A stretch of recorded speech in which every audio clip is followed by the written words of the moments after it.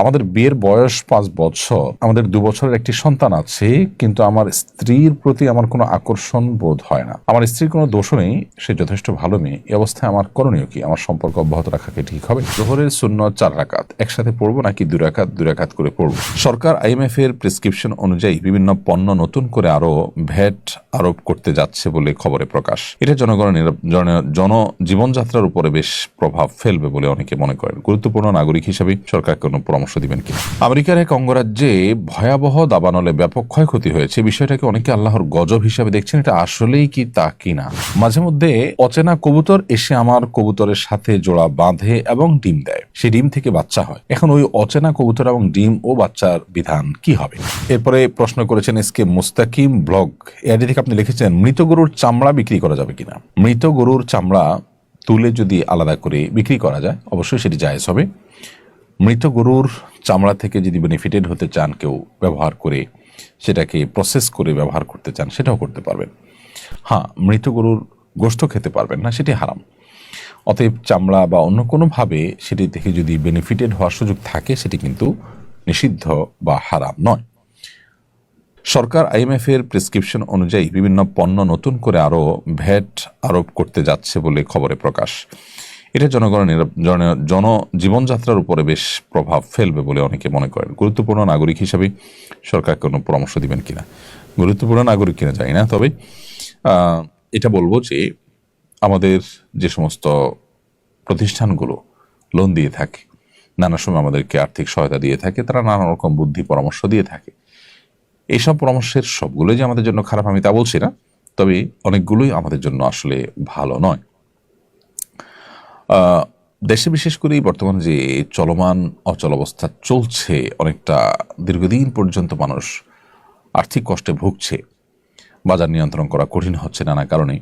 এর মধ্যে যদি আবার বিভিন্ন পণ্যের উপরে ভ্যাট বেড়ে যায়, তাহলে সেক্ষেত্রে সেটা মানুষের জন্য কষ্টের কারণ হবে। যদিও অর্থ উপদেষ্টা কিংবা গভর্নর মহোদয় দুজনে কোনো একজনের বক্তব্য আমি শুনেছি যে তারা বলেছেন যে এখানে আসলে মানুষের জীবন জীবিকা বেঁচে থাকা নির্ভর করে যেসব পণ্যের উপরে, সেগুলোর উপর ভ্যাট আরোপ করা হয়নি, কিন্তু মূলত অন্য জায়গায় ভ্যাট আরোপ করলেও তার প্রভাব জীবন জীবিকার উপরে পড়ে।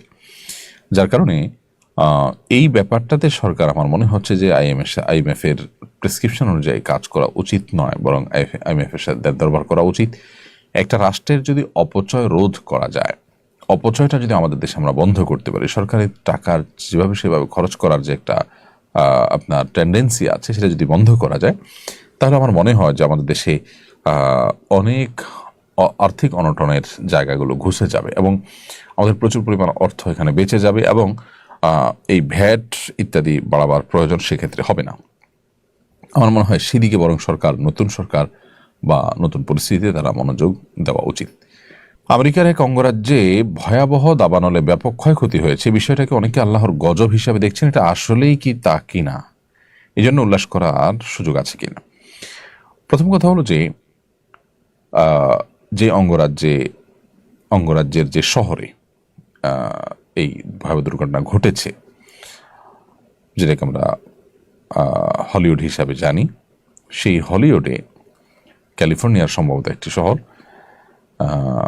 এখানে যে ভয়াবহ দাবানল 2 দিন যাবৎ জ্বলে পড়ে সব ছাই করে দিচ্ছে, এটি সন্দেহাতীতভাবে একটা সিগনিফিকেন্ট বিষয় এবং এটা নিশ্চয়ই আমাদেরকে একটা ইঙ্গিত করে, একটা ইন্ডিকেট করে যে সেখানে বিশেষ করে গোটা বিশ্বে অশ্লীলতাকে ছড়িয়ে দেওয়ার জন্য যেভাবে ওখানকার তথাকথিত তারকারা, যাদের বসতবাড়ি ইত্যাদি পুড়েছে বলে খবরে এসেছে, তারা যেভাবে কাজ করে চলেছেন এবং যুগ যুগ ধরে সহস্র মানুষের চরিত্রকে ধ্বংস করবার জন্য যাদের ভূমিকা রয়েছে, আল্লাহর পক্ষ থেকে এটি একটি আযাব হিসাবে বা আল্লাহর পক্ষ থেকে শাস্তি হিসেবে এটা কোনো ইন্ডিকেট হতে পারে, সেটাকে মোটেও উড়িয়ে দেওয়া যায় না। কিন্তু আসলে যেহেতু কোনো নবী রাসূল নেই, কোন ঘটনা কী জন্য ঘটেছে, আল্লাহ সুবহানাহু ওয়া তাআলা ঠিক কী কারণে সেটি ঘটিয়েছেন, সেটি আসলে আমরা কেউই ধারণা করে বলতে পারবো না নিশ্চিতভাবে।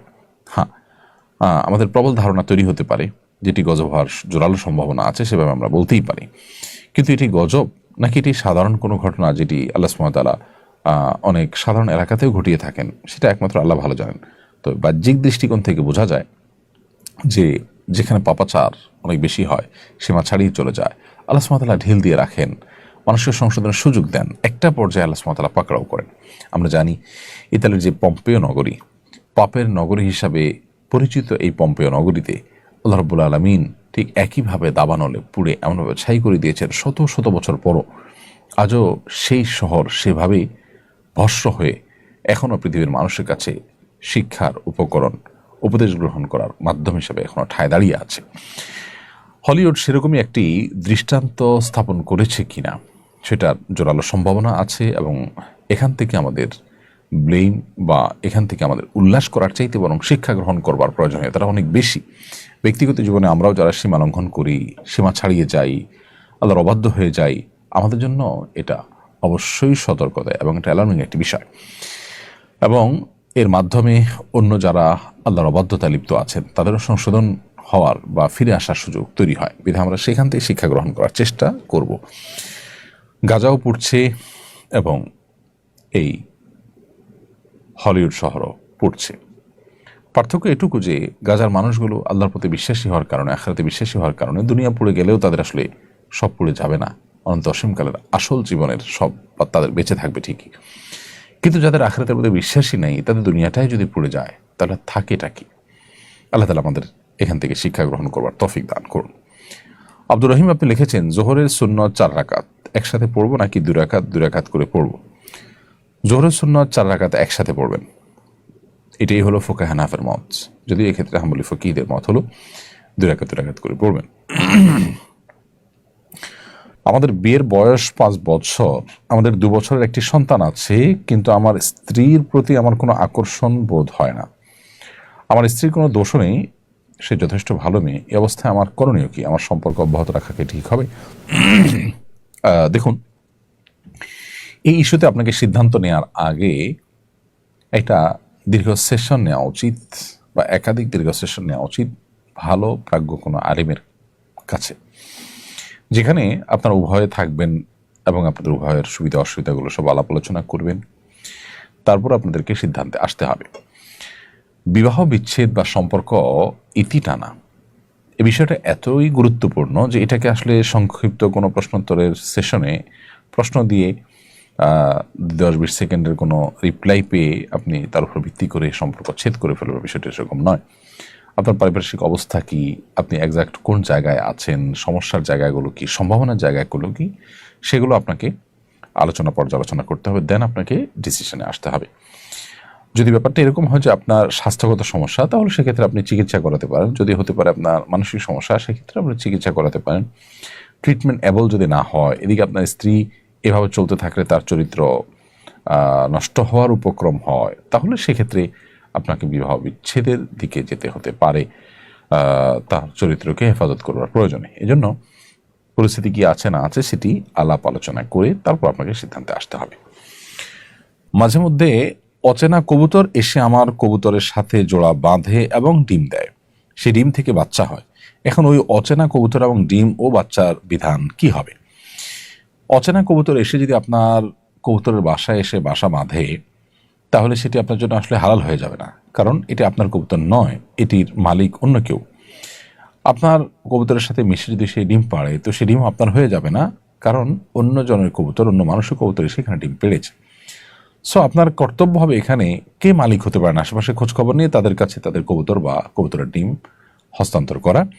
যদি কোনোভাবে সেই মালিক কিংবা ডিম খুঁজে পাওয়ার, ডিমের মালিক কিংবা কবুতরের মালিক খুঁজে পাওয়ার সম্ভাবনা না থাকে, আপনি চেষ্টা করে কোনোভাবে না পান, তাহলে কোনো গরিব বা অভাবী মানুষকে আপনার ওই ডিম বা ওই কবুতরটা, ওই কবুতর বা ডিমের মালিক যিনি হবেন তার তরফ থেকে, আননোন সেই মালিকের তরফ থেকে আপনি দান করে দিবেন। হ্যাঁ, যদি আপনি নিজে অভাবী গরিব মানুষ হন, তাহলে সেটা আপনি হারানো জিনিস যেরকম গরিব বা অভাবী হলে নিজে খেতে পারেন, ঠিক তেমনিভাবে আপনি নিজে এটি খেতে পারবেন যদি আপনি অভাবী বা গরিব মানুষের সংজ্ঞায় পড়েন বা তাদের কাতারে পড়েন।